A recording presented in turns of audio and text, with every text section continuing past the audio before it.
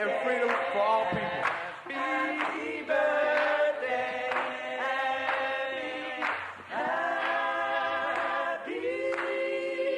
birthday, happy birthday, happy birthday.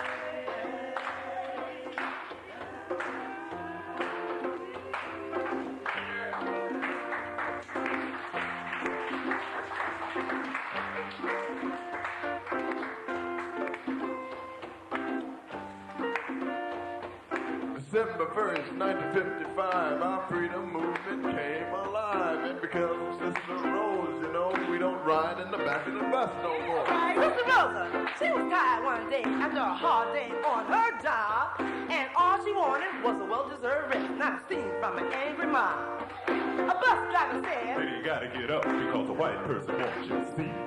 but Miss Rosa said, no, not no more. I'm gonna sit here and rest my feet. Thank you, Miss Rosa. You are the spark. You started our freedom movement. Thank you, Sister Rosa Parks. Thank you, Miss Rosa. You are the spark. You started our freedom movement. Thank you, Sister Rosa Parks. Now the police came, ripped our bail, and took our sister off to jail. When the fire was, and now the people in Montgomery sat down to talk and decided that all God's people should walk until segregation was brought to its knees and we attained freedom and equality. So we dedicate this song to thee for being a symbol of our dignity. Thank you, Sister Rosa. Thank you, Miss Rosa. You are the spark. Started our freedom movement. Thank you, Sister Rosa. Thank you, Sister Rosa Parks. Thank you, Miss Rosa. You are the spark. Started our freedom movement. Thank you, Sister Rosa. Thank you, Sister Rosa Parks. Thank you, Miss Rosa. You are the spark. You are the spark. Yeah, yeah, yeah. Started our freedom movement. Thank you, Sister Rosa. Thank you, Sister Rosa Parks. Thank you, Miss Rosa. You are the spark. You are the spark. Movement. Thank you, Sister Rosa. Thank you, Sister Rosa Parks. Thank you, Miss Rosa. You are the spark. Started our freedom movement. Thank you, Sister Rosa. Thank you, Sister Rosa Parks. Thank you, Miss Rosa. You are the spark. Yeah, yeah, yeah. Started our freedom movement. Thank you, Sister Rosa. Thank you, Sister Rosa. Thank you, Sister Rosa. Thank you, Sister Rosa. Thank you, Sister Rosa. Thank you, Sister Rosa. Sister Rosa. Thank you, Sister Rosa. Thank you, Sister Rosa. Thank you, Sister Rosa. Thank you, Sister Rosa. You are the star. Thank you, Sister Rosa Parks. Thank you, Sister Rosa Parks. Thank you, Sister Rosa Parks. Thank you, Sister Rosa. Thank you. Thank you, Sister Rosa Parks. Thank you, Miss Rosa. Thank you, Sister Rosa Parks. Thank you, Miss Rosa. Thank you, Sister Rosa Parks. Thank you, Sister Rosa. Thank you, Sister Rosa. Thank you, Sister Rosa.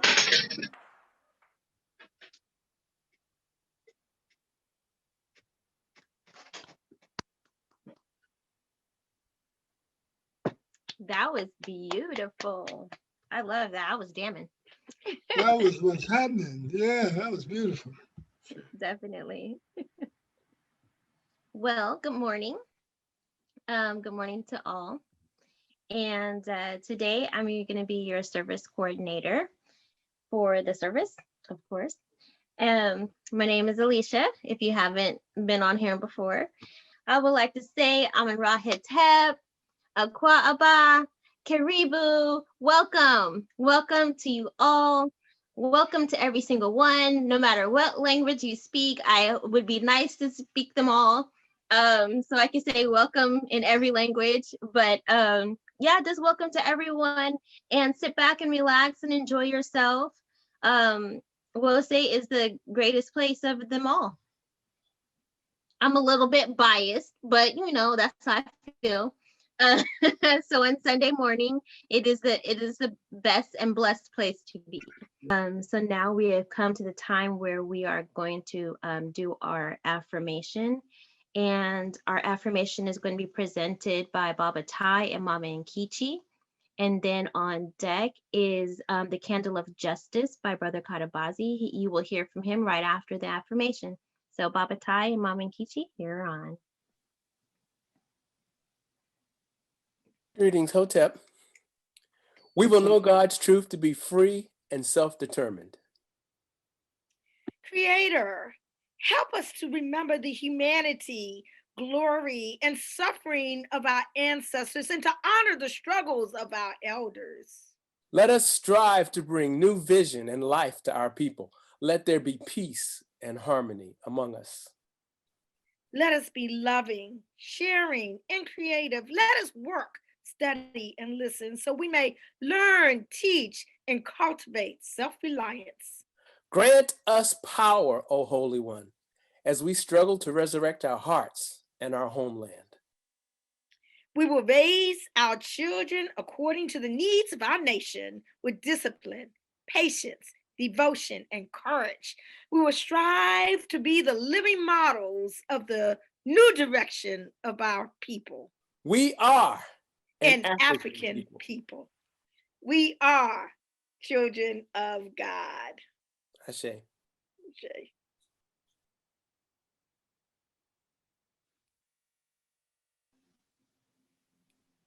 Brother Katabazi. We're here. Yes. Greetings. Good morning. Good afternoon to each and every one. Aunt Pujet, Thaneb, to the Wosei community.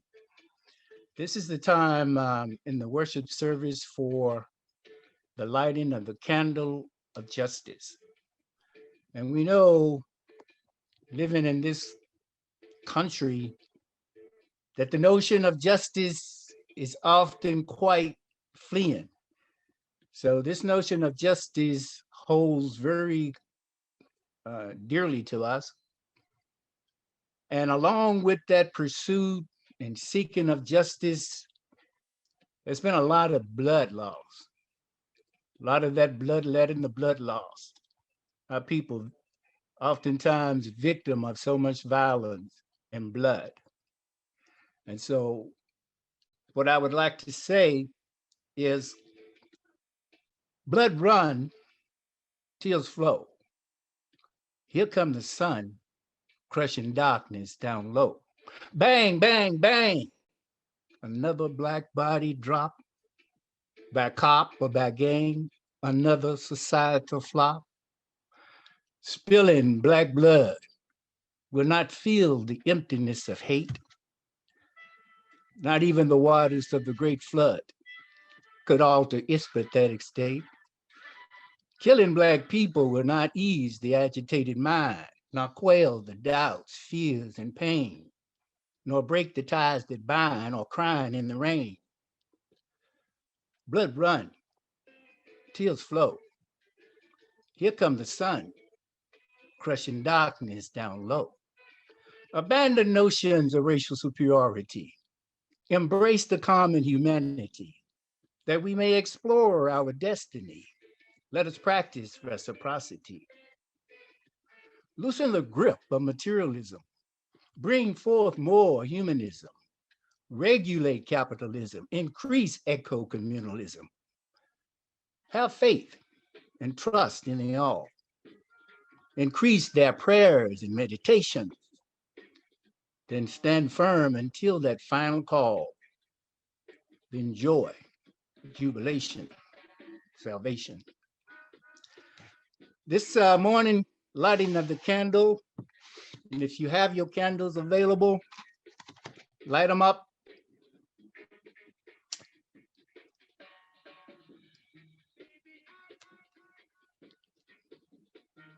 The lighting of the candle, the first tribute is to Dr. Martin Luther King, a young man,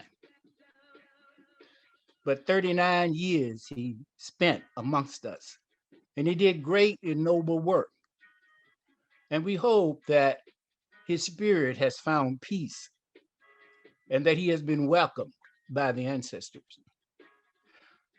This candle for truth is also for those around him, his family, his supporters, congregations and people that came from around the world to support him. This candle of justice is for us, the Wosei community, as we walk the path of Ma'at and the path of the way. We know the struggles, and we know the history of the injustices done to us and to our people. But this candle of justice is for us. This candle of justice is for all Black people wherever they find themselves. But because of our understanding of ourselves, our history and our people, we know that the struggle for justice has been long and hard for Black people around the globe. So this candle is a justice is for all Black people around the planet. This candle of justice is for all people of goodwill, those that have overcome their personal hatreds and biases and align themselves with truth. Because truth leads justice. There can be no justice without the establishment of truth. And so we offer this candle of justice for all people of goodwill and all those seeking social justice around the planet. And so that concludes the lighting of the candle of justice. We hope that what we have done here before you all and before the ancestors have been found pleasing. Ashe. Ashe. Thank you, brother. Thank you, Brother Kadabazi, and thank you, Baba Tai, Mama Nikiti. Now we're going to move on to Sister Chinita. Sister Chinita is going to give us a song, which I'm very excited about. And then after Sister Chinita is coming, then we're going to hear from Baba Sydney. So, and he is going to introduce the person who's going to do the historical tribute. So everyone, we're all excited. So we're waiting for Sister Chinita.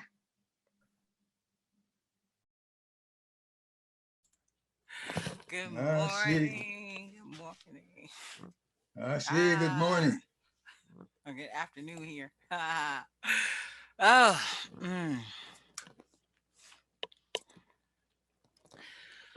Oh, yeah. Oh, yeah. Oh, yeah. Oh, yeah. I've been walking with my face turned to the sun. Oh, yeah. Weight on my shoulder, a bullet in my gun. Oh, yeah. Oh, I got eyes in the back of my head, just in case I have to run. Oh, yeah. I do what I can when I can, while I can for my people. While the clouds roll back and the stars fill the night, that's when I'm gonna stand up, take my people with me. Together we are going to a brand new home. Far across the river, can you hear freedom calling, calling me to answer? Gonna keep on keeping on. I can feel it in my bones. Oh, yeah. Oh, yeah. Oh, yeah. Early in the morning, before the sun begins to shine, We're gonna start moving toward that separating line. Ooh, yeah. I'm wading through muddy waters. You know I gotta make a mind.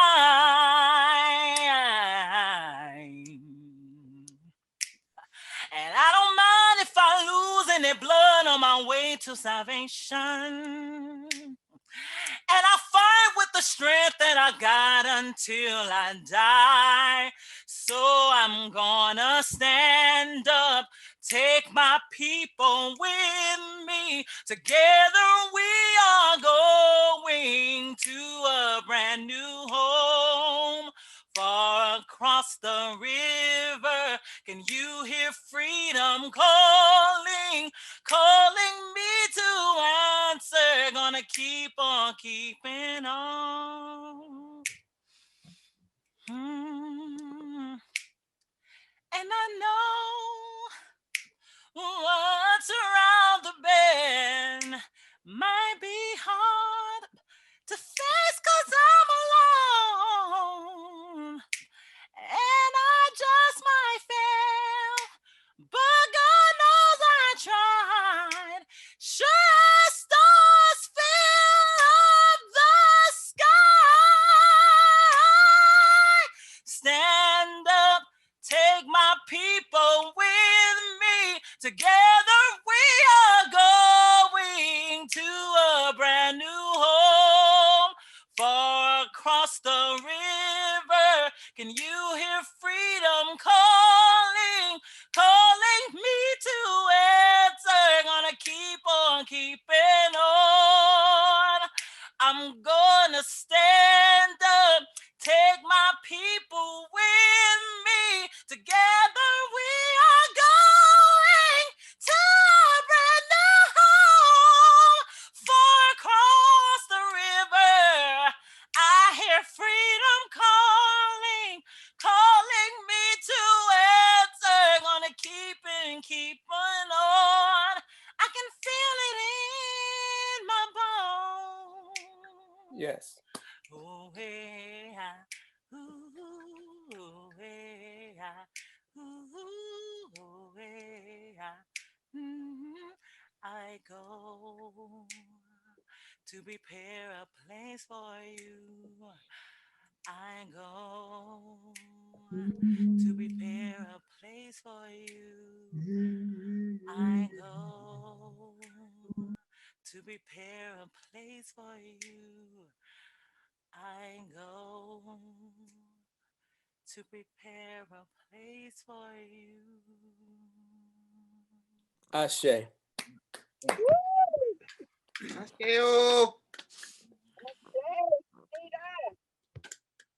Ashe. Ashe, Ashe, Ashe. Ashe. Papa Sydney? Yes, good morning, my community. How is everyone doing? All right, that's good. And I will just want to put this one thing in.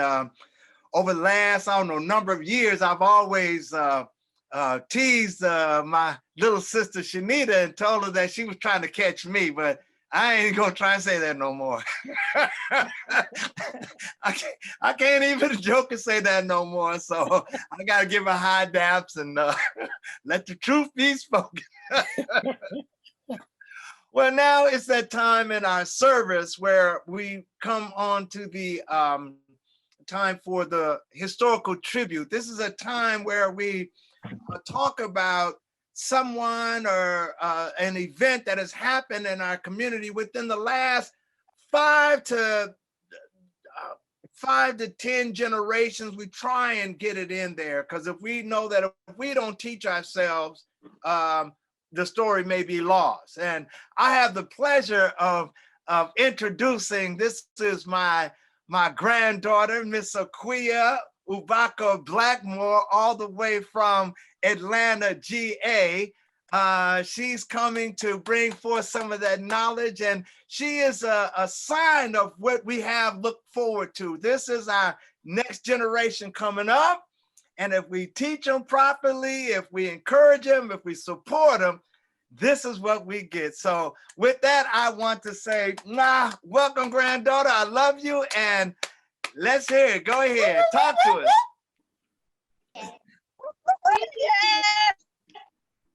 May I have permission from the elders to speak? Yes, you may. Yes, yes, indeed. Asante sana. Thank you. My name is Aquino Black.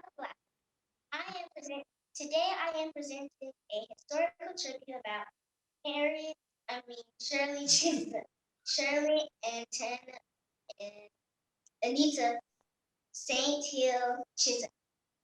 She was all about change. I like that about her. She was a first African-American congresswoman and first major Black candidate for president. I like that too. Let's talk about her childhood. She was born November 30th, 1924 in New York City in an all-Black neighborhood. The prices moved up, so it was hard for her parents. So she and her sister moved to her grandma in Barbados. She lived on a farm, and her school had only one classroom. It was very hard, but surely she was an excellent student. She went back to New York and attended an all-girls high school. Then she graduated and went to college. She joined the debate team in college. She won prizes because she was excellent at discussion and debate. She graduated from college where she studied childhood education. She works for nurseries and daycares. She became a director and met a lot of children. As an adult, she saw something wrong and she was going to fix it. She was all about change. She wasn't afraid to speak up for what was right. So she ran for Congress and she was the first African American woman to run and win. After that, she still needed change. So she wanted to run for the president of the United States of America. But they didn't want Shirley Chisholm to win. So they made it legal to come and give her speech. But that wasn't going to stop. She legally came to the debate and she was eventually allowed one speech. People tried to assassinate her with knives and guns, but she survived. Even though she lost the election, she did use her Kujichagulia plea of self-determination. Shirley Chisholm became a national ancestor when she died on January 1st, 2005. Then, in 2015, she was awarded the Medal of Freedom by President Barack Obama. Shirley Chisholm said she wanted to be known to have guts, and the president said that she had guts. She was unbought and unbossed, and still is, and forever will. This is a little her story, so I'm for a libations to Shirley Anita St. Hill Chisholm. Ashe, Ashe, Ashe. And Ashe. Ashe, Ashe, Ashe. Ashe. Ashe, oh, Ashe, oh. Woo, ha, ha. Ashe. Excellent, Aquia. Woo.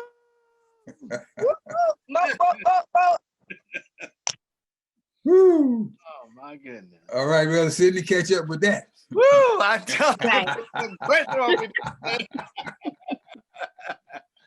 Got Shanita and then Aquia. Oh my. Yep. Like I said, this is a place to be. Wow. The place to be. So now we have a special announcement by our ministers, Minister Imhotep and Minister Makalizi. We have a special announcement. Thanks and praise. So this year we have asked that we focus on the principle of umoja, unity, to strive to maintain unity in the family, community, nation, and race. And so this is our year's emphasis on unity. Define, name, create unity, to provide unity in the family, community, nation, and race. And for next week, we would like for everyone, because we're going to have a special ceremony, and we would like for everyone to bring with them next week a pen, a pencil, 2 sheets of paper, and a bowl of water, and some memento that has a special meaning to them, a piece of jewelry, a small statue, special cup, a book, etc. And we'll explain further next week. So again, we'd like for you to have a pen or a pencil with you next week, 2 sheets of paper, a bowl of water, a small memento that has special meaning to you. Ashe.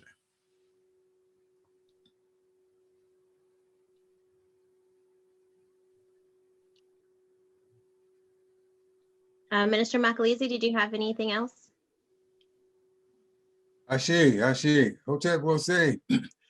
Well, just a few words to add on to what Minister Imhotep has said. What we are doing is inspired by a couple of things. One is the calendar that our ancestors had in ancient Kemet was a calendar that had 12 months that had 30 days apiece. That's 360 days, and they had a 5-day period that they call the epigomenal days. And during the epigomenal days, they gave just very serious, intense focus on developing even deeper and stronger those principles of Ma'at, so that they would have Ma'at-driven life for the year that was coming. And so that was their cycle. We have a year that we're going to have these 5 days every year where we give a new focus, new effort on our lives, so that we live Ma'at 24/7, 360, and go to even higher levels on the 5. And in leap year, because they knew leap year, they maybe didn't call it that, but they knew there were 6 days. Some years they had to, so they can stay in balance with the harmony, with the focuses, the forces in the universe. And so that's what they did. And so as Minister Imhotep said, we're going to have this, the Wose community epigomenal rising and releasing ritual on next Sunday. And we want you to be prepared, as he said, with the information that he expressed. And there'll be further details as we come into that ceremony, into that ritual on the next Sunday. So let's be prepared, come in that spirit. And also, you know, the 5-day thing, we just, I don't know, I guess it was spiritually guided that we selected it to start it on the 24th, because, you know, there are lunar rituals that our people knew, and other people also knew in their spiritual traditions, that's related to the movement of celestial bodies, and particularly the moon. And so on the 24th, going forward to the 28th, is a period when the full moon is developing. And so we just happen to have 5 days here that we're doing this, and it corresponds with the 5 days of the epigomenal days that our ancestors did in ancient Kemet. And so we're going to endeavor to be in that period and be cultivating that spirit of unity, truth, beauty, and goodness with each other, with all of our people everywhere. And in that 5-day period, with the powers of the moon, that we interact with the powers within ourselves. And so we look forward to very positive results from this ritual, from this practice that we're launching, and intensification of our desire, of our determination to live Ma'at-driven lives. And so let's be ready for that on this coming Sunday. Ashe. Ashe. Thank you to our ministers. Minister Thank Alicia, can I interrupt for 1 second? Yes. In this Yes. special announcement period, does either of you or Barbara Sidney want to announce the ministerial class that will be starting soon? If not, we can wait until the announcements period. Okay, I'm sorry. Well- Just continue. Well, we did have some discussion about that, and when we decided we were going to start the ministerial training on the 2nd of March. 2nd of March, it'll be a 6-week course if everything goes well. If we need to extend it, due to whatever circumstances might come up, we will. But this will be the first step, the first level, the first lesson. It'll be a 6 to 8 week period, starting March. February. 2nd. February. Yes, excuse me. February 2nd. So we're looking forward to that. And again, if there are questions that anyone might have, you can get them out to us through one channel or another, through Baba Tai or Minister Imhotep, or to me, myself, and we will respond to your questions, your concerns. Ashe. So again, thank you to the ministers. Thank you, Sister Janita, and thank you, little sister Aquia. That was beautiful. So now we're on to the part of our program where we're going to have another song. We have been blessed thus far, and we're continuing that blessing by our second song coming from Baba Damu. And then after that, myself and my son Kobayatsu will be on deck for the Litany of Sacrifice. So now we are anxiously awaiting Baba Damu. Good morning, Jose. God bless you all. It's such a blessing to be here and able to play for you again. When Barbara Tai called me this morning, I wasn't feeling too well, but Spirit got me up, and my goodness, as soon as I came to the meeting, I was so inspired. The Spirit is here at Wose. God is moving at Wose. God is moving in this country. And I just like to play this song that's been on my mind. And I think it's appropriate.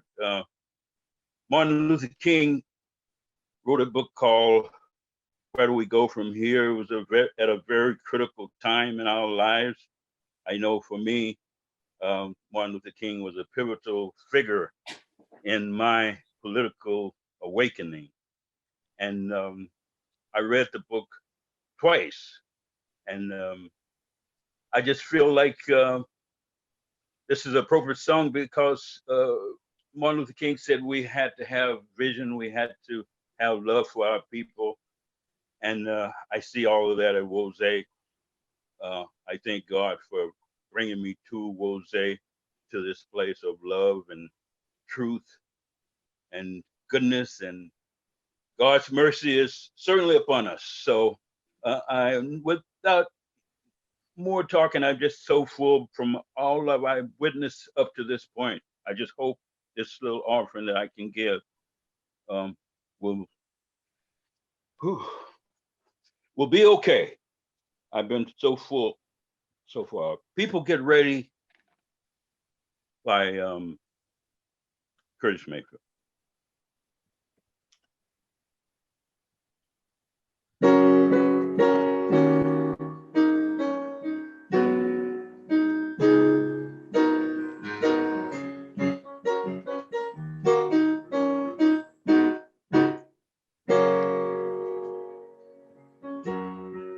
People get ready, there's a train coming,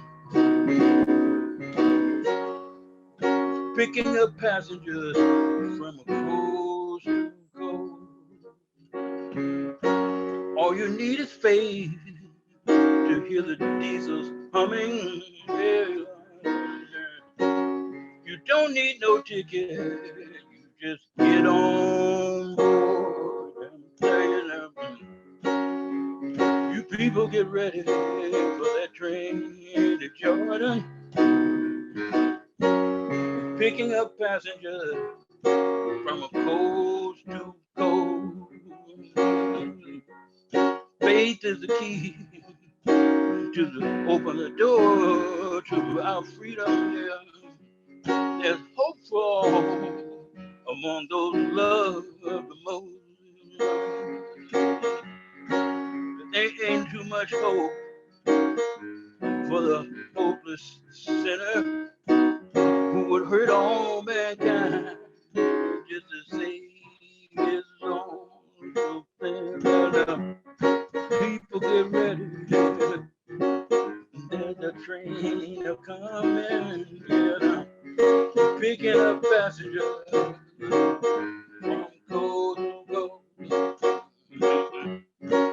People get ready.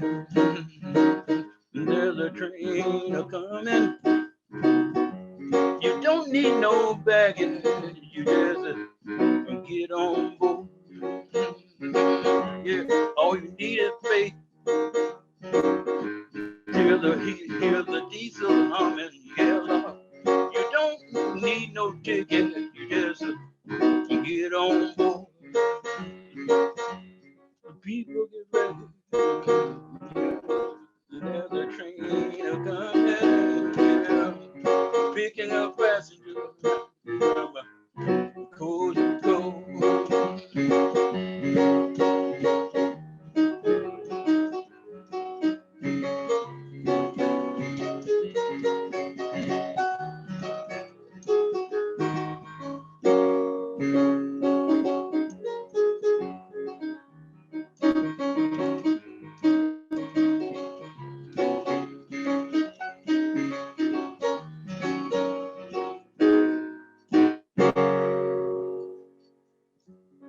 People get ready.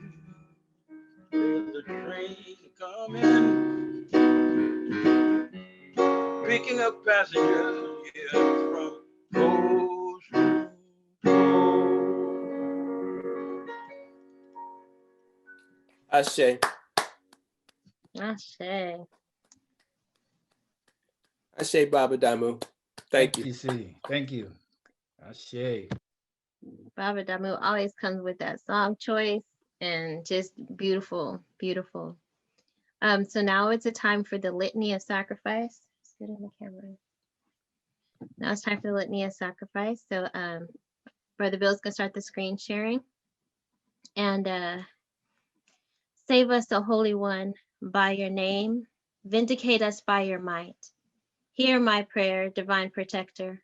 Listen to the words of my mouth. How can we repay the Holy One for the gifts that have been given to us? We will lift up the cup of salvation and call upon the God of our ancestors. We will fulfill our vows to our Creator in the presence of all our people. Gladly we bring our sacrifices to you. We will praise your name, O Amun-Ra, for it is good. Umoja, unity. We shall strive to maintain unity in the family, community, nation, and race. Kujichagulia, self-determination. We shall define, name, create, and speak for ourselves. Ujima, collective work and responsibility. We shall build and maintain our communities together. Our brothers and sisters' problems shall be ours to solve together. Ujamaa, cooperative economics. Together we shall build and maintain our own businesses and together profit from them. Nia, purpose. We shall make our collective vocation the building and developing of our community and the restoration of our people to our traditional greatness. Kuumba, creativity. We shall do as much as we can in any way we can to leave our community more beautiful and beneficial than when we inherited it. Imani, faith. We will believe with all our hearts in our God, our people, and in the righteousness and victory of our struggle. Amen. Ashe. So now we're we can calm ourselves and still ourselves for prayer. Most High, Mother, Father God, we come to you today giving thanks and praises for who you are, giving thanks and praises for the works of our hands, giving thanks and praises for you giving us the ability to have a creative mind and creative spirit. Thank you for the ability to generate funds Thank you for the ability to generate resources for the community. We thank you ever so much, and we just ask that as we have in our hearts at this moment to be able to give to the community in reciprocity, in love, in sharing, in that spirit, we want to ask that you bless the offering, that you bless the giving, you bless the giver. We thank you ever so much for those who had to give, and we ask your blessings upon those who had a heart to give but had not the means. These are hard times, and we thank you ever so much for the ability to organize our financials, our financial life, to be able to give to OSE. We ask your blessings upon all those under the sound of my voice, and we ask your blessings upon this place called OSE. And we also ask your blessings upon the offering that is coming in. We ask that it be that it create abundance within the community as we share, as we love, as we give with our open hearts. This is our prayer. Amen. Ashe.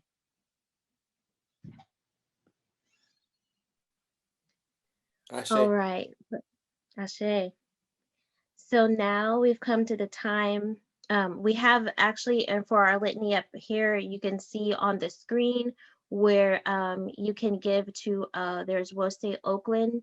They have their information up there. If you could go to their website, or you can send your offering in the mail. We have up here WOSE Sacramento, and you go to their website at wosesac.com, or you can send theirs in the mail. The information is up there. You guys can write those things down and be able to send out your offerings on the websites. It'll show where you can go to, what things that you can use, what modes you can use to send in your offerings. So yes. Now it is time for the beautiful time in the service where we are going to have the message. And it's always like Baba Sydney always says, oh, this is my favorite part, and this is my favorite part, and that's my favorite part, and this is my favorite part. It's all my favorite part. So I feel like, the message is one of my most favorite parts, because it helps me to have guidance over my week, and for me to be able to do a study and actually just like listen to what is a unification of the Most High, like what the Most High has been giving me, and what that information is coming to me is, and it's just a way for the Most High to speak to us. And I believe that is a beautiful thing. So today our message is going to be given to us by none other than Baba Sydney. So Baba Sydney, and then after you hear Baba Sydney, we're going to get the invitation by Minister Imhotep. So Baba Sydney, take it away. All right. Hey. Okay. Woo. Well, good morning / afternoon. I guess, yeah, we still got morning here on the West Coast. We got 8 more minutes. Good afternoon to those on the East Coast. I just want to say before I start that this morning has just been so full for me. I mean, to have my younger, my little sister, I want to call Shanita, to have her just do such a fantastic job on that song. I don't know. Like I say, I have to give it to her. She has passed me up. And then to have my granddaughter, Aquia, come on and do such a fantastic job with the historical tribute, it just really has touched my heart. And then to put the cherry on top, Damu coming up with the People Get Ready, which that is just one of my favorite songs. So it has come together so wonderfully. Before I begin, if you could give me a moment, if we can close our eyes and bow our heads and ask for a word of prayer. Creator Most High, we come to you with bowed heads and humble hearts, asking that you look down upon this service this afternoon, that you guide my heart and guide my tongue, that something that is said during this message will touch somebody. And if you touch one soul, one heart, I will say that it was a job well done. That you continue to bless this community, we'll say, continue to bless each and every one of us. Hear our prayers, hear our thoughts, hear our needs, and be there for us. We ask that you do these things in your most sacred name. I say, Amen Ra, Ashe, Ashe. Next, I want to ask for as Aquia showed her, she said, can I have the elders, can I have permission to speak? And if I can get one of my elders to give me that okay. All right, Okay. my brother, All right, I there's the see word. hands up, I see thumbs up, and so we're going to move on. Today's message was inspired by Minister Alicia last week when she was speaking. She talked about the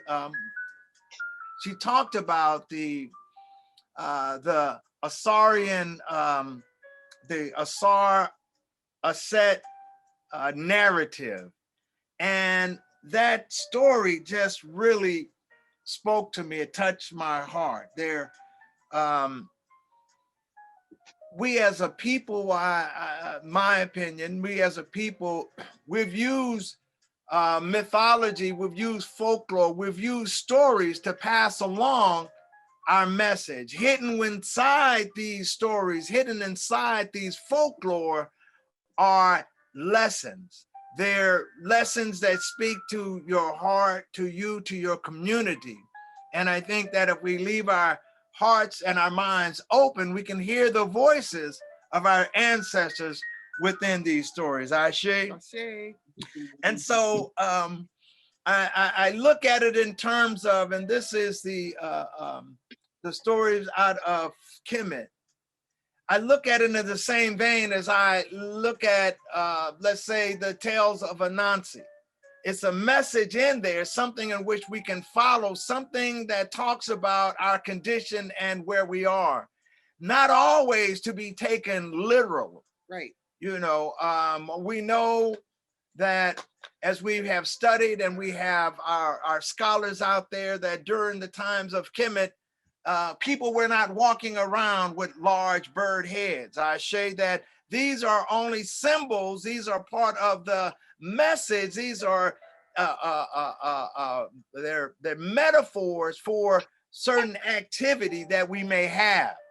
So as I tell the story, as we read, we don't want to get stuck on the literal right now. I say that we can open our minds, open our hearts, and deal and listen to what our ancestors may have been wanting to share with us, okay?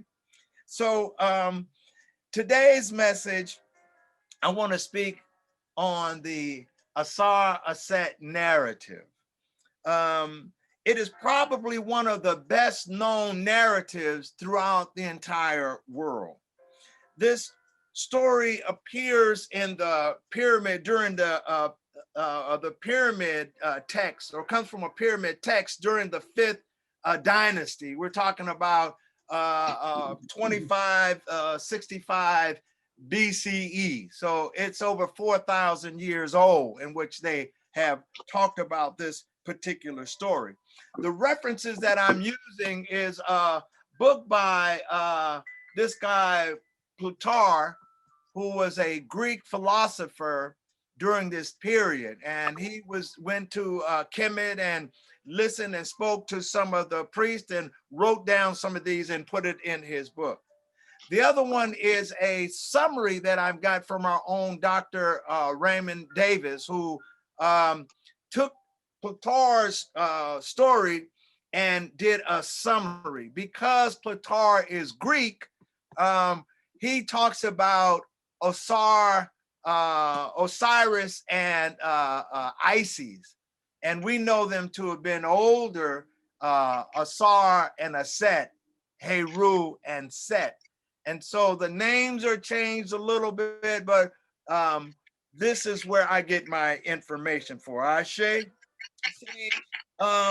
one of the things that stood out to me as we go into the story, and we're talking about the Asarian drama, is that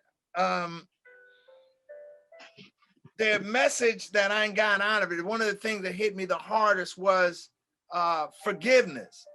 And that has been something throughout my my life over the last, I would say 20 years that I have struggled with. A little side note, my mom passed in 2017, but I remember I went to visit her in the hospital, and I was coming up on doing a message at WOSE. And so during our talk, I was asking her, like, Mom, I'm getting ready to do a message at WOSE. What do you think I should talk on?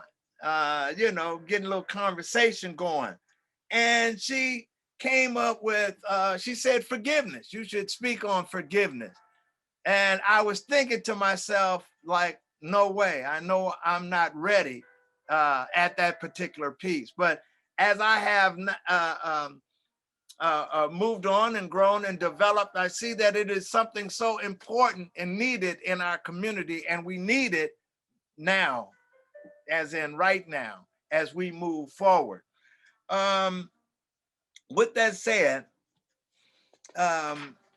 the stories of Asar and Haset, the characters that I'm going to mention, and I don't know if Baba, Minister Imhotep have it, I'm going to focus on Asar, Aset, his wife, Set, his brother, there we go, Nebhet a little bit, and hopefully I can have time to get a little bit into Tahuti. These are the main, want to say, characters within this particular story. Ashe.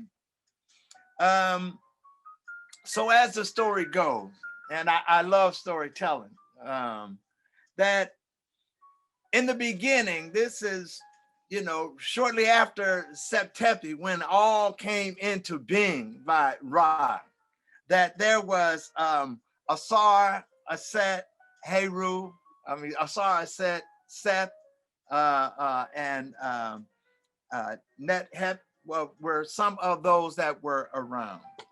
Well, Asar, they say, was the first pharaoh of Kemet, that he was known to be a very wise person, a giving person, that it was he who civilized Kemet by instituting land cultivation and the domestication of animals. He was known to have laid down civil laws and the worship of the Neteru. He laid down this foundation for building up a civilization so that you weren't always nomadic, but you can settle into one place and grow and develop. And as he watched how Kemet was developing, he decided that he would go forth and share what he had, his knowledge, with the rest of the world. And as he went around the world, he caused other folks from other countries he won them over through his gift of persuasion, his gift of poetry, his gift of music, and his gift of art. This is how he would, in today's parlance, would say he conquered these other countries. There was no battle without any violence. He came in, shared his knowledge with them, and the folks said, hey, we want to be a part of you. He toured the world, civilizing it. During the time that he was gone, however, he left his wife, Aset, in charge. And Aset was, she was just the epitome of femininity. She dealt with fairness. She dealt with vigilance. She dealt with diligence. She got the work done. His brother Seth, and then I'll back up a little bit. Seth is Asar's brother. Now they say Seth burst out of his mother's womb. This is his character. When he's as a child, he came into the world bursting out of his mother's womb and stomach and appeared. He burst out in the wrong time. He came out in the wrong place. He did everything the opposite of Ma'at. He came in, he was the opposite of what we hope to be, what we work for. Ashe. But while Asar was gone, Set didn't try anything because Set was running everything so smoothly. You know what I'm saying? Sometimes you can walk into a situation, everything is handled. The people are happy. The people are prayerful. Their plates are full. Their gardens are beautiful. Their animals are taken care of.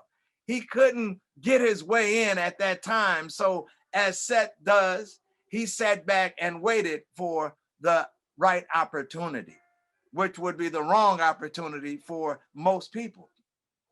When Set arrived, came back home from his world tour, I will call it, Set came forth and said that he was going to welcome his brother home by having a large banquet for all the great work that he had done. And before the banquet, Seth had a coffin made, and he had put ornaments all over and made it a beautiful, beautiful coffin.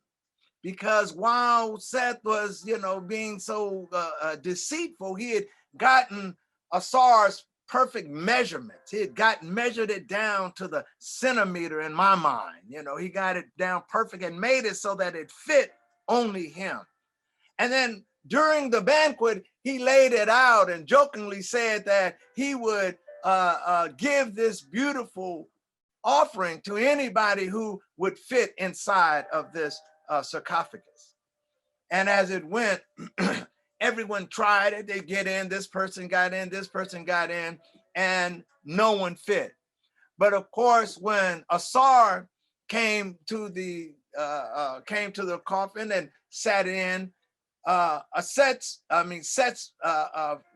group jumped on the coffin, nailed it shut. They say poured molten lead around it, sealed it shut, ran out and threw the coffin into the Nile River, and it floated away to take over the rule of the kingdom, to sit on the seat.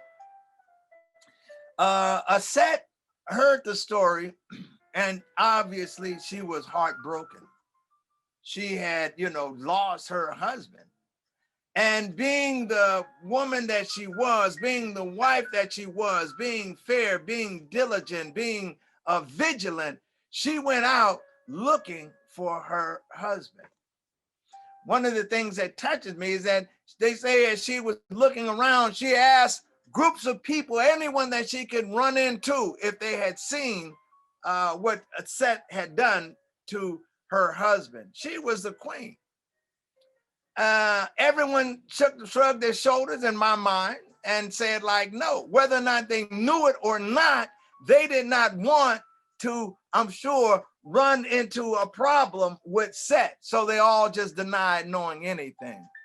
But as it goes, the story specifically said that Set walked into a group of children.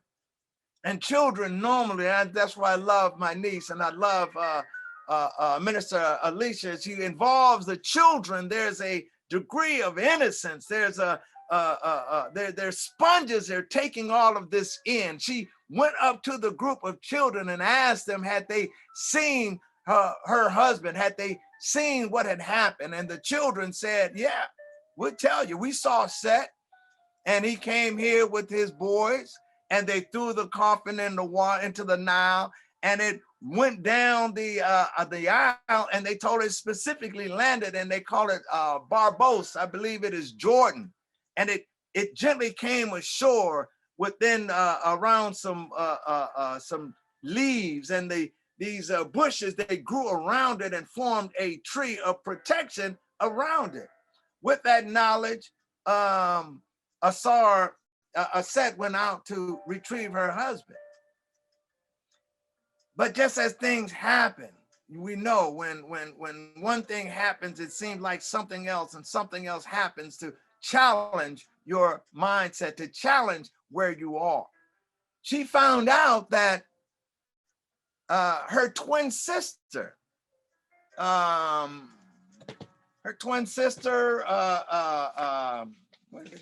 Nebuchadnezzar, yes, there we go. Her twin sister Nebuchadnezzar had been in love with Asar quietly, and that she had somehow had deceived him into, tricked him into thinking that she was a set, and she laid with him and was impregnated by him and had a child by him. Can you imagine the pain you're going through? Your husband is murdered. You're out trying to find him. And then this information comes in just to crush the average spirit. But I set in my mind, as they say, keeping your eyes on the prize. She was on her way to find her husband. But then she also heard that Nebuchadnezzar had this child. And in her mind, she laid the child out in the woods, just barren and open to all the elements. And she said that hopefully this child would just perish and she can go on with life as if nothing had happened. But Set, just being that ultimate, like say the epitome of femininity, of mothering, of nurturing, of caring for, of protecting, she went out to find this child abandoned in the field. And she found the child, and she named the child Anpu, and said that she took this child in and he would be her guardian, and he would be her constant companion. He would be with her all the time. Can you imagine? In my mind, that's love. I'm going to love this child regardless of the circumstances in which this child was born. There's a lesson in there somewhere, and we have to study that lesson at some point in time, how we get over things. Because that is, like I say, the story they call the Asarian drama. It's an exaggeration in my mind of life to make it bigger, to illuminate certain things that happen. But I digress. So she took this child and continued her search for her husband. Skipping forward, she went through many challenges and many things that happened to her, but she went all the way through it, and she got her husband, and she took the casket, and they headed down river, and she was able to hide him in the woods someplace, because the brother Seth was looking for the body. He hadn't done enough. He had killed his own brother, but he wanted to do more damage. And so he found Set was out one evening hunting, they say, and he found the abandoned casket with the casket sitting there with Asar's body in there, and his evilness, his spirit, just who he is, just chaos. He took this body and cut it up into 14 pieces. It's not good enough that you are already deceased. But he cut the body up into 14 pieces and scattered it all over the land. Just gave another mission to Aset. And her and Anpu, they went on a mission.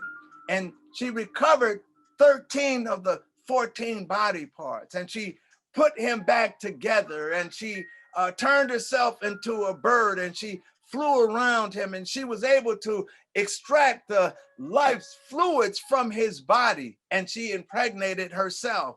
This is the first, from my reading, immaculate conception, Ashe, that she impregnated herself from her deceased husband. Well, she went on and had her son, son of Asar and Aset, Heru. But she had to hide in the papyrus swamps. She had to hide in the swamps. You're talking about a queen having to hide in the swamps to stay away from her brother, who is looking to just do more damage. He is chaos. This is what he does. And so she and her son they hid in the swamps in strict secrecy, and he began to grow. In the book, Platard takes that, from the text, says that that Asar came and visited Heru and trained Heru and taught Heru as he was growing up. He came in, as they say in the book, from the other world. So I see his spirit was there around him, training him, teaching him. And they say there's a conversation that Heru and Asar had, where Asar asked him what was the most noble thing that he can do. And paraphrasing it, he said he's going to go and get revenge against those who have done evil against his mother and his father. That was the most noble thing that he could do, protecting his mother and his father. He went on to ask him, as they show, I guess, as he's developing into a young man, agile, and there they call him Heru is he is the protector, the defender, the one who took care and looked for his father, avenged his father's murder. And while they were sitting out there, he asked him again that if he could, going into battle, what animal would he become? And Heru, to his father's surprise, said, I want to be a horse. And Asar was saying, a horse? Why not a lion? Just the most ferocious animal around. And Heru was telling him, no, you can be a lion. You would need a lion to assist you. You need a lion to be there to fight with you. I don't need that. I want a horse so I can track down those who killed my mother, who killed my father, set such pain to my mother. I want a horse so I can track them down and annihilate them. And with this, Asar knew that Heru was ready. He was a grown man now, and he was ready to do battle with Set. And so the battle raged on. They met on the battlefield eventually. And one story, they say that the battle lasted 3 days and 3 nights. Another interpretation said the battle lasted for 8 years, but they battled and it was vicious as they fought. They say they started out at one point in time fighting as men in the shell of a man, and they was battling, they was fighting, they were doing what they do. And then they grew into big, fierce, ferocious bears, and they were fighting. And finally, Heru got him down. Heru got him and he bound him and he brought him into his mother's chamber, and he threw him down on the floor and said, here, I have brought him to you, waiting for her to give the decision, to give the okay, to give the nod, to just go ahead and take his head off. That's what most of us would do. That's what my mind would be. Ashe, somebody kill your father in front of you and have your mother living in a swamp, the queen. I would be ready to take some heads. But the mother, to everyone's surprise, sat there and said, let him go. I feel a sense of pity for this particular personality, for this mindset, for this spiritual person who is so wrong. I let him go. And they unchained him and they let him go. And they say Heru became so furious at his mother for releasing this evil person back into the world after all that he had done. They say he had worked up such a fever pitch that he laid hands on his mother. One story says he knocked her crown off her head. Another one said that he literally took her head off. And Tahuti, the knowledge of Tahuti, just the wise person, was able to put her back on. And just throughout history, that is one, definitely along in African history, but at most of the world, the one thing you don't do is put your hands on your mother. I say that is one that is one violation that is frowned upon in every society I have ever been around. You don't put your hands on your mother. And Heru got to that point. And then Seth was not done. He had been beaten in battle. And so he then went to the court with a petition. And his thing was, courts, I say that Heru is illegitimate because he was conceived by his father, who I killed. He created the situation, and then he used the situation that he created as a defense for unseating Heru. Well, the Council of Netarus, the Council of Elders with Tahuti there, they listened to him. And I know in their mind, they listen to all this madness, and in their wisdom, what they did is they installed Heru as the king, as the pharaoh, as the leader. But what they did to Seth in their wisdom is they put Seth in charge of thunder, in charge of calamity. That became his area. You are in charge of calamity. That right there fed right into his most his greatest gift. If you call great does not necessarily mean good, because he had the Great Depression. It was not a good depression, or the Great War. His greatest gift was calamity. And then they also took him and put that's set there at the head of Ra's boat. And they put him in charge to fight off the snake, the evil serpent. And so he became his brother's protector, doing what he did best, if you sit back and look at it. Asar descended into for better word, the underworld. And Heru came to visit him, and with the power of this eye that he had got injured in battle, and Tahuti had replaced it with, some power. He was able to immortalize Asar, so that he was, he became immortal. And then with that, he became a ruler of above and below. And what they did to Asar, because he had went through death's door, he was the first person to die and to come back again. He was the one. They put him over the hall of two truths. Ashe. You see the hall where a person comes in and they have the scale and they have the feather, and you take your heart and you put it on the scale, and Tahuti is writing it down. They put Asar over. He began to rule that, the king of the two worlds. And that to me is the story of Asar and the Set is so powerful in the sense that it touches on so many things in such a small part. And today what I got out of it, or when I was reading it, was forgiveness. Something that I have just been struggling with. I don't know if I'm alone, because things happen to us by other people, and you can't sit there. It makes no sense. And we carry that with us. I'm working on it. I'm trying to grow from that. I look at a Set, and as like say the exaggeration, she was wronged in every conceivable way. Her husband was murdered. She was able to find love and forgiveness.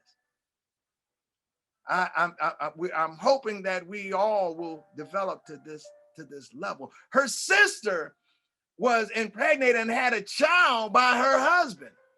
Aset did not have Aset and Asar did not have any children. Her sister was the one that had the first child by her husband. I can just imagine or I cannot even imagine the pain, the hurt, how deep that would cut into a person, and especially a woman who carries this child and brings it forth for her sister to have the child from her husband.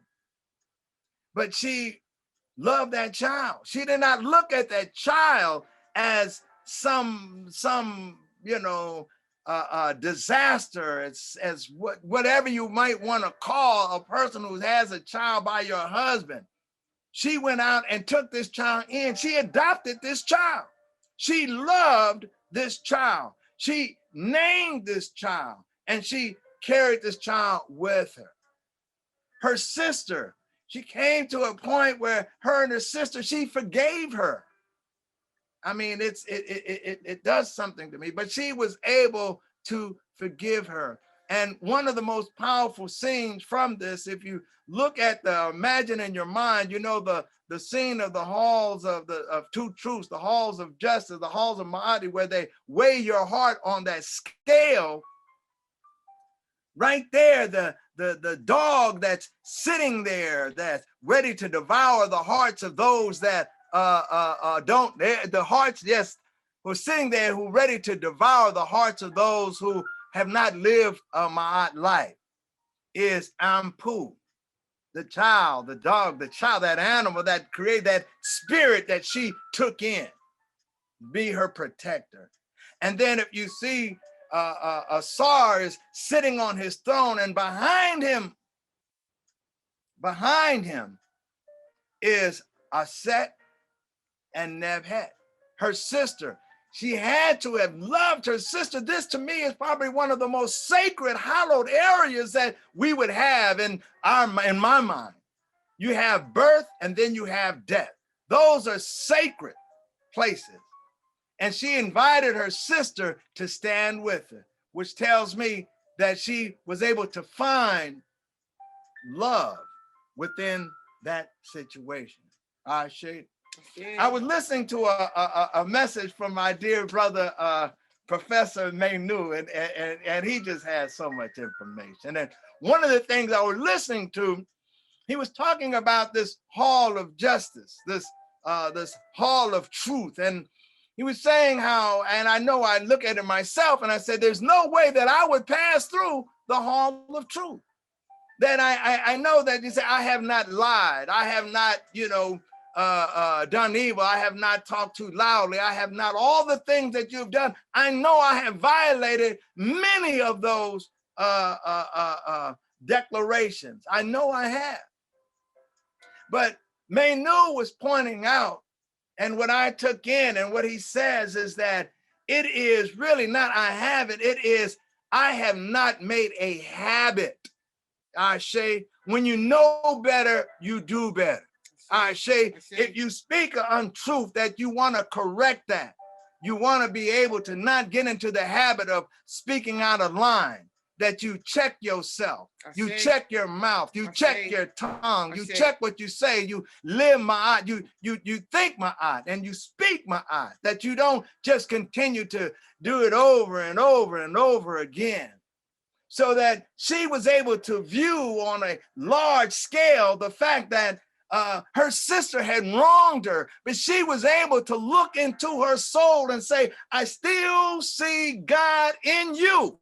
I see you did wrong, but God is still there. I see that. You can stand next to me. Her son, Heru, who is one of my greatest, my grandson is named Heru, and he put his hands on his mother, which is an exaggeration within the story context of he violated one of the sacred don't do. He put his hands on his mother. How many of you would not have just kicked that boy out? Had somebody come in here and do something. It would have been some furniture moving in that household. All right now. We would have been getting busy. But she was able to take that and look at him and continue to love him, continue to counsel him, continue to guide him, continue to direct him to become one of the greatest leaders of pharaohs of all times. She did that. And so it's not to say that we can just do that. It's gonna hurt. It's gonna be a challenge. I say stories, the mythology, things that are written, many times they're an exaggeration of life but it also deals with the most minute thing that you might run across. It's there to incite that in there. It's there for you if we leave our minds open, if we listen to our hearts, if we listen to the words of our ancestors, they're speaking to you. This story right here is over 4,000 years old, but there is something that spoke to me about forgiveness. There was something that spoke to me about what I need to work on. I know I don't know if I'm the only one, but I know that we need to work on forgiveness. And as we deal with and we come to a close, I think about what we are doing as a people. All right, Shay. One of the pieces of the ecumenical ritual is to be able to forgive. All right, Shay. We're not on that level of the Neteru. So we may not be able to forget all, because I in my mind, which is there, which I believe is that Seth does have an army of his own, who their whole mindset is to do wrong all the time. Shay, so we don't want to think that you just forgive everybody. Nothing is wrong. There are forces out there that are set on destroying you. But most of us within our communities, most of us within our churches, most of us within our families have to be able to use a more discerning eye, Shay, to see that this person may have made a mistake. And then sometimes we may have to do like that council of Neterus did for Set. Well, you are just a destructive person. Let me put you in check. Let me put you someplace where what you do best, you can do over there and it won't affect us. You go ahead and fight, put them in that situation. We may not then invite them back to the dinner table. I'm not saying that. I struggle with that. Their hearts, their soul, their minds are at a point where we're not meshing. So maybe we use that discerning eye, use that Heru eye, use that to see that this is not where that person is, but let me put them somewhere where I can keep an eye on. I say that we have to do that. But you look and think that within our own community, I don't know about you, but within my family, I'm having some struggles. I see. I'm having some struggles that hurt my heart, that hurt my soul, that dig very deep, and it doesn't make sense. But as I listen to and read and think about the story of Asar and Aset, forgiveness needs to be right there. I need to be able to have it at a certain place, that we within Wosei, within our own community, there's some struggles that are going on. There's some anxiety that we have. There's some, I don't like you for something that you did that may have happened 20 years ago, but I can't let it go. I can't let it go. And that thing that we're not letting go is continuing to affect our community. I say that we have got to take on that Asari and Aset spirit and be able to find how do we get through it. Because I think this is an exaggeration. I don't know how many people, their family members are killing one another and want to hang out. That's probably not it. So probably what we're dealing with, why I'm mad at you, Minister Alicia, is over something minor. You move the seasoning from one side of the room to the other. So I'm gonna sit back with my lip poked out and I'm mad at you and I can't let go because you moved the season. Or Brother Katabasi, you said something that hurt my feelings at that immediate moment. And I can't let go of that. I'm gonna hold on to that like 5 years, 10 years later. But you ain't killed my brother. You ain't killed my wife. You ain't killed my child. You said something.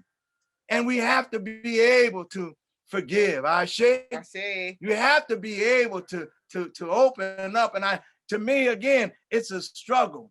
And as we sit here, we'll say within our own communities, we know we can look at the we can look at our history. Like they say, we got to look at the books, read the stories of our ancestors. You know, Dr. King and Malcolm, they clashed. Yes. People don't remember that. And they got, you know, you got the poster of Malcolm, the poster of King on King's birthday and all of that. They clashed. W.E.B. Du Bois, he clashed with Booker T. Washington. He clashed with Marcus Garvey. He clashed with a lot of folks. You know, and we can be in a position where we say, well, I'm always going to be mad at him. But W.E.B. Du Bois, as he got older, which is unfortunate, but he understood where he made his mistake. Malcolm X understood where he made his mistake. Dr. King understood where he made his mistake. And we need to be able to look at our lives. We need to be able to look at our organization. We need to be able to look at our relationship and figure out a way how to start to heal. How to pull these bridges together, how to reach apart, how to reach around, how to come right to you. And just brother minister, I'm sorry if I said something that hurt you. I apologize for that which I have done. There's no need for us not to work together when building WOSE because of something small that had happened 5 years ago. Right. So I think this is that time that we need to start to forgive. We need to figure out how. I don't have the answer. It's a struggle for me. But I know that forgiveness is important. I know that that's what the Nehru did. I know I looked at that example and I see that that is a very important, critical, crucial piece of information that we need to be doing. I need to be doing. So I'll reach out. I plan on reaching out.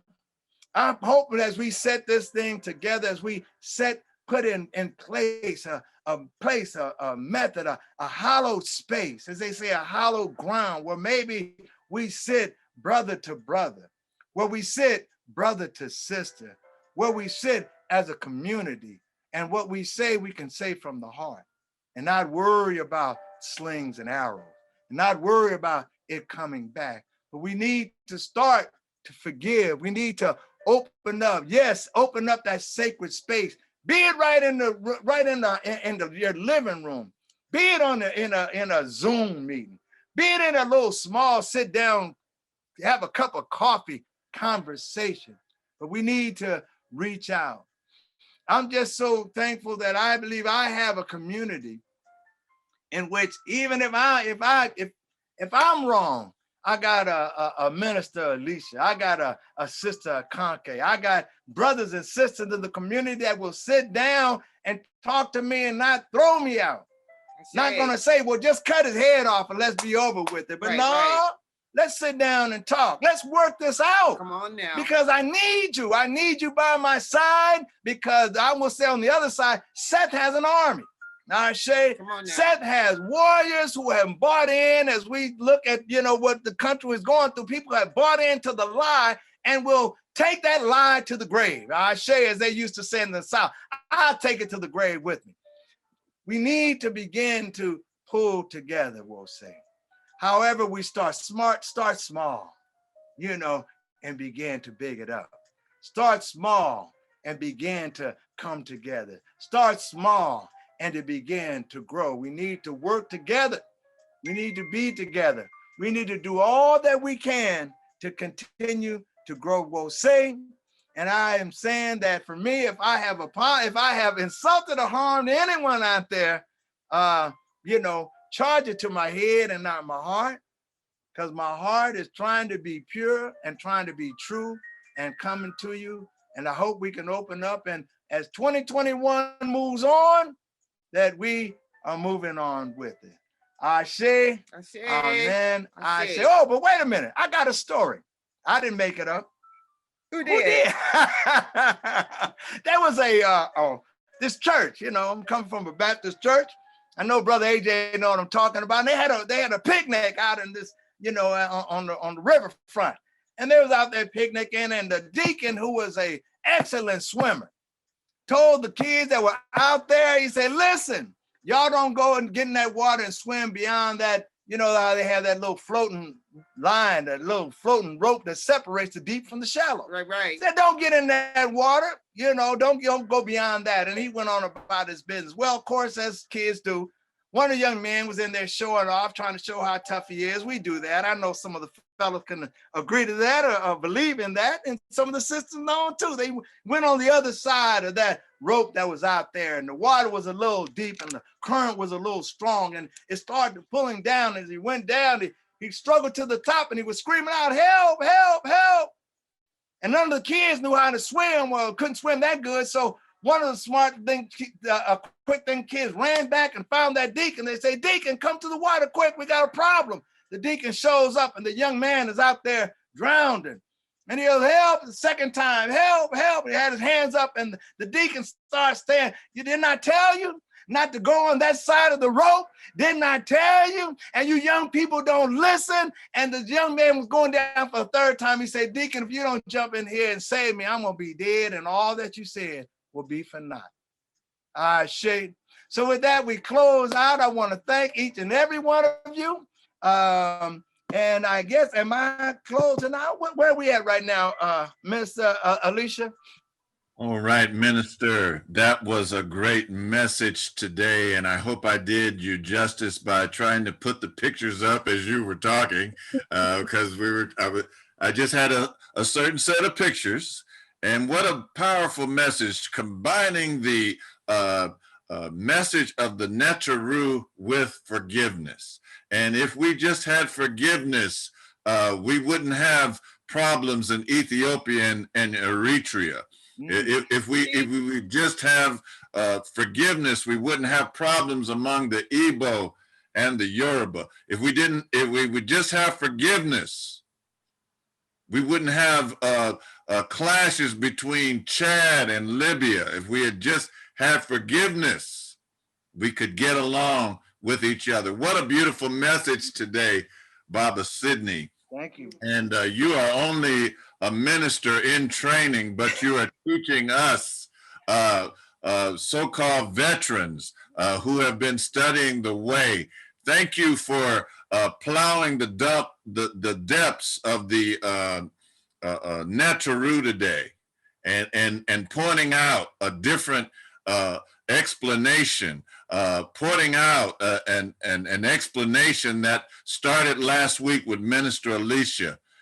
Big up to both of you. And I want to thank Baba Ustadi for the libation, starting us out. I want to thank Baba Jeff and Brother Ty with that song with Martin Luther King.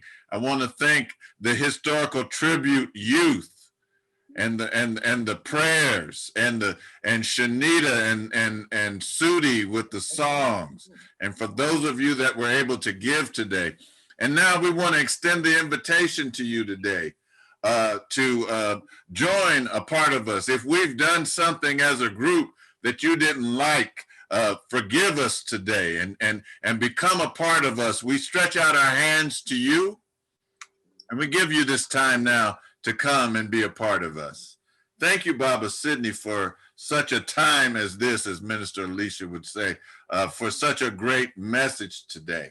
Wow. I learn a lot by listening to you. I learn a lot by listening to my sisters and brothers here in this Zoom and those other. You even mentioned, and maybe we could get forgiveness from Brother Davis, because you mentioned him today. We all need, as Mother Spragans up here in Sacramento used to say, we all need a healing. Yes. Oh, yes. We all need to be healed. We all need to stretch out our hands to each other. We all need to look at a map of the universe and see how small we are. And then see how small our grudges really are. Give thanks, Baba Sidney, for that message today. Is anyone raising their hand today to come?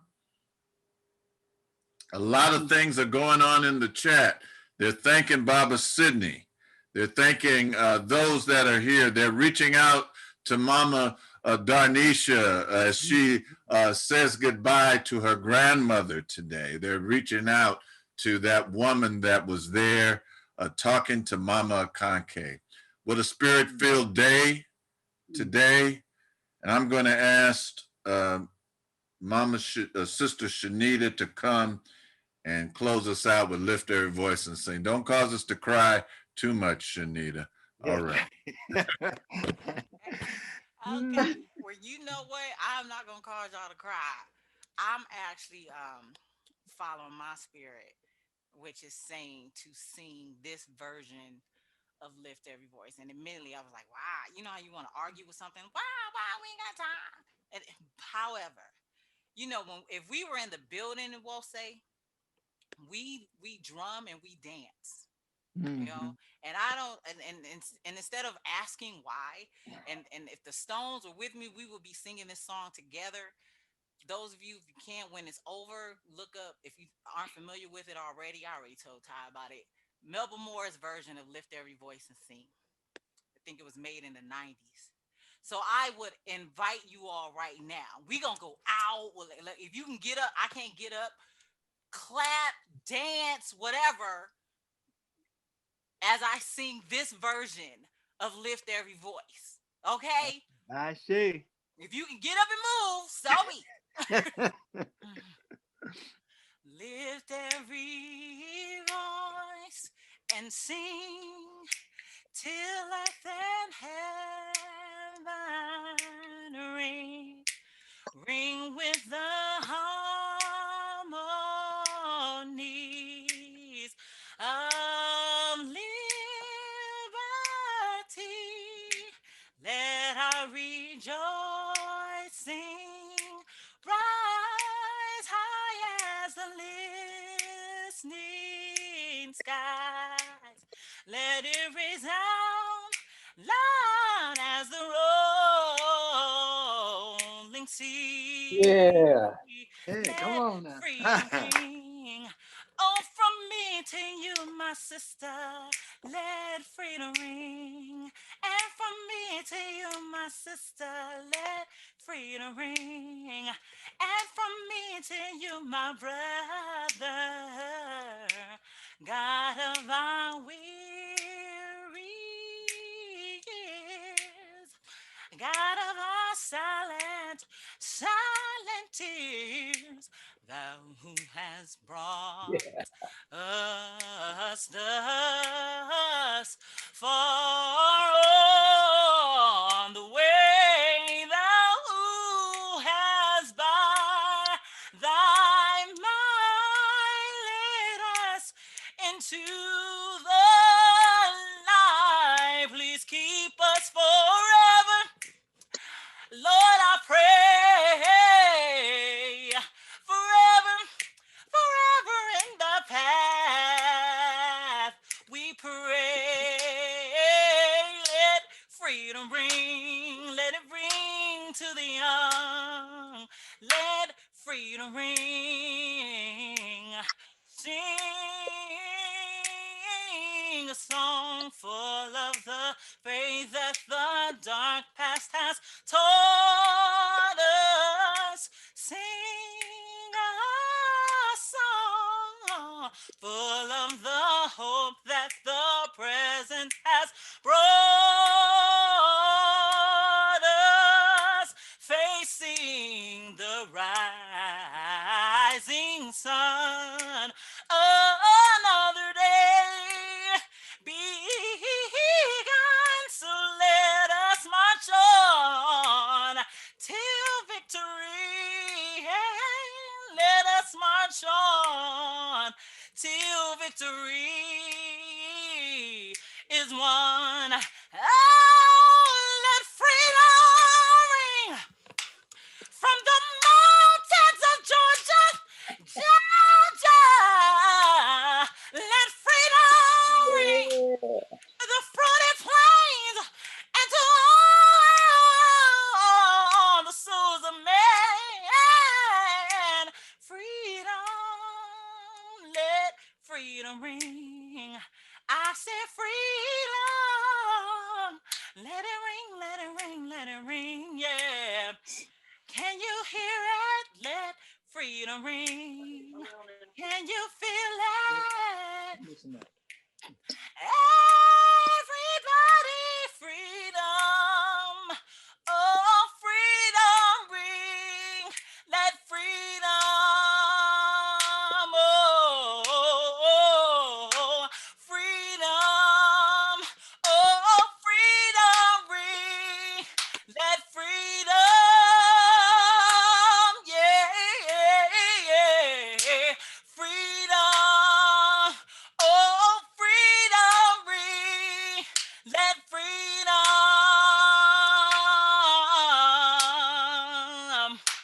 Freedom. Oh, freedom ring. Let freedom.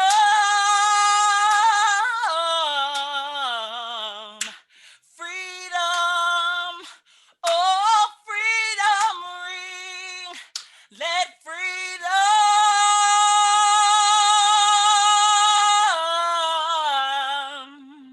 Yeah, Ashe. Woo! Ashe. Look at you. All right. Beautiful, beautiful.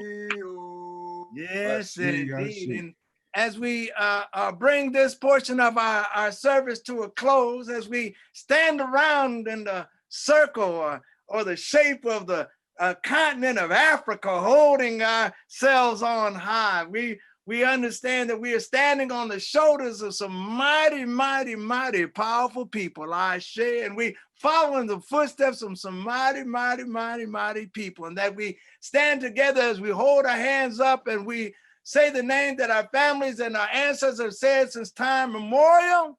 Let us all say, Amen.